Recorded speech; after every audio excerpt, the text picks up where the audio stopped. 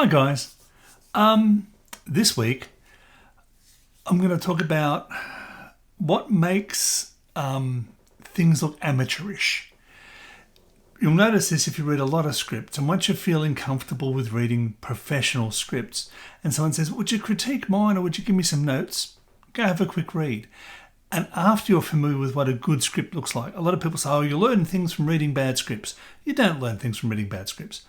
You'll learn how to recognise bad things. And you only learn to recognise bad things once you know what a good thing looks like. So once you've learned what a good screenplay looks like and it's obvious to you, then you can start reading bad scripts and you'll begin to see the things that you should avoid yourself. This is just a real rough list. Bad descriptions. When you're describing a person or a place or when things are going to be happening.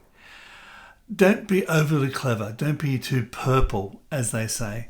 I was reading something just recently and a person described the sky in a way that the sky doesn't look. Not that physically it doesn't look, but it was a really bad metaphor.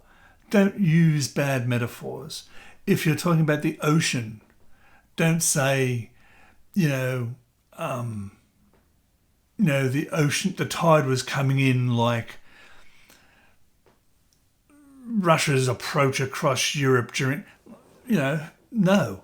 Don't sort of describe the sky as like loose and liquid or the snow as falling like despair. Like, describe things as well as you can. Be as artful as you can. Use metaphors that make sense when you can. But don't try to be overly clever or purple or, you're not the Bronte sisters. We're not Shakespeare. Write things that are going to paint a picture in a person's mind. That's your job. Paint a picture in a person's mind. And some of these descriptions, as I've said before, can have action in them. Can even have a little bit of history if that history informs the action. I always use the Jenny Ann example because I think it's the best one. In Hell or High Water, when Taylor Sheridan said she was pretty when she's 16, but she's put on weight. So you can still imagine in your mind the popular girl cheerleader who's a bit chubby now. So that's performance. So the actor knows that the sort of the presence that she's bringing to her performance of Jenny Ann. But you couldn't sort of describe, I'm trying to think of a bad description for someone like that. Saying, I don't know, just don't read good scripts, then read bad scripts, and you'll see lots of these really poor descriptions of people or locations. The one in Aliens was good when it says the spaceship sits in space in the cold, what is it? The cold, something about God not caring about the universe, and it's sitting there and it's cold desperation of in the presence of a thoughtless God or something. That's right on the edge, but it's James Cameron. But it's right on the edge of being a bit too, overly written. The other thing to stay away from are like tropes and cliches. Not every teenager is angry and angsty. Not every cop smacks people around. They don't all cut corners. Not all, police chiefs yell and scream at their staff. I've worked with a lot of ex-police. And most of them are great. They don't yell and scream at people. Some of them are a bit too... They can't really let go of the job. They see everyone as a criminal. But they're not angry. They're not slapping people around all the time. Their boss isn't always yelling at them. I've had bosses that were high-ranking police, high-ranking law enforcement, solicitors. They don't do that. They don't come and scream at their staff. They engage with people.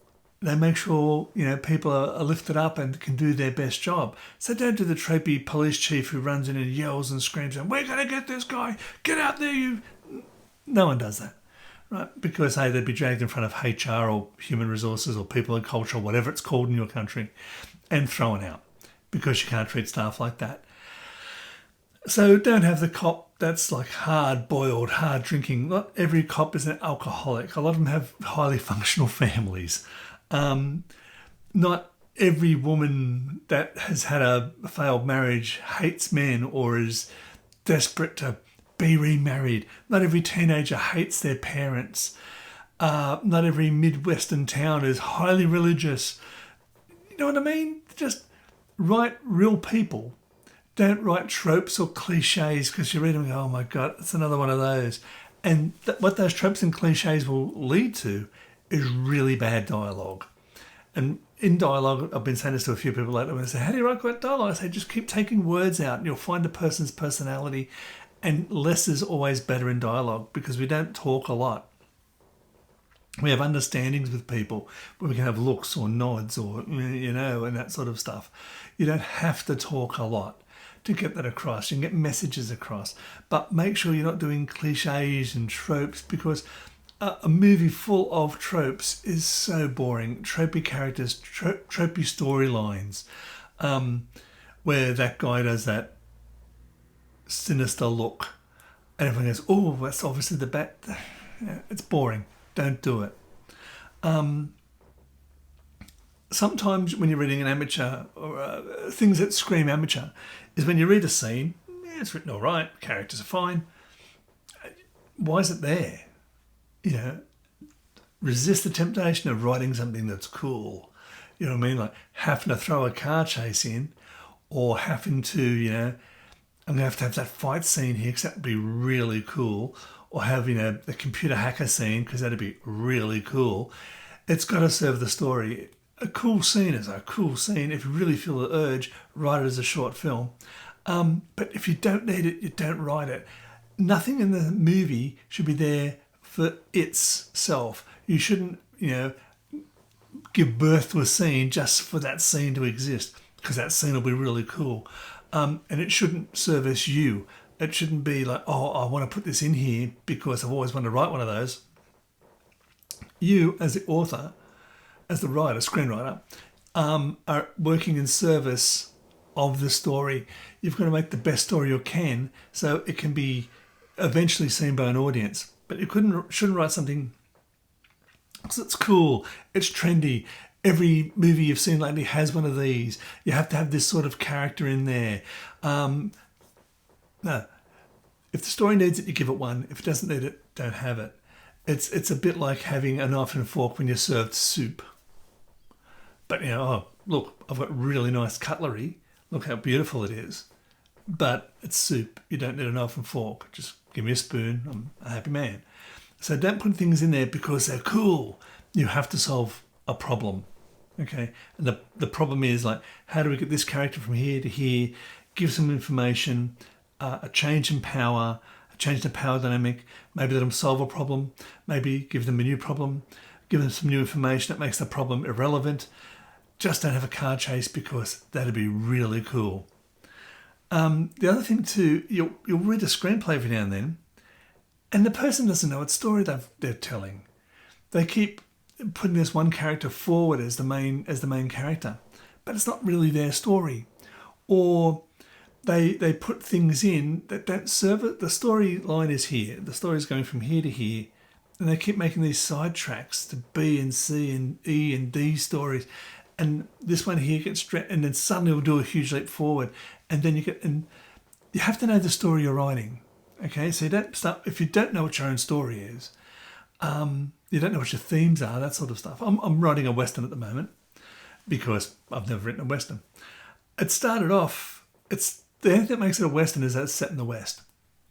But what it's about is about a man's grief and his guilt.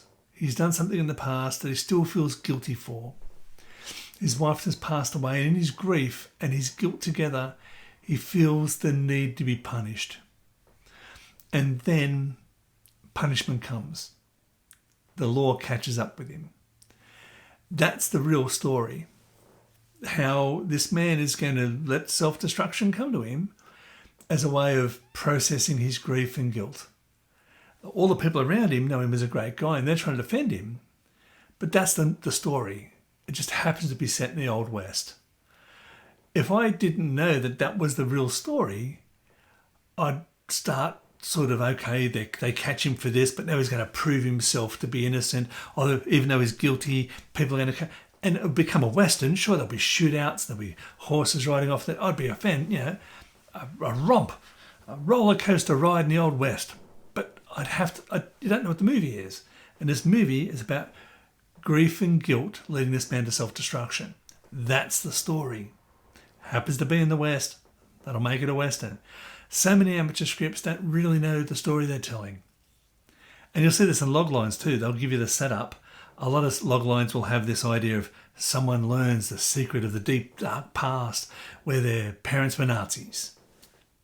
Okay. What's the story? They've learnt their parents were Nazis. A lot of people were Nazis, What's the story? Are they out to travel to the town to find out? When they're there, they're challenged with their own thoughts and memories. Finding out that their grandparents were Nazis really challenges their memories, or they're trying to understand why their grandparents did what they were doing. But discovering this final fact isn't the story. A lot of people see that as the trigger and go, oh, that's great, that's fantastic.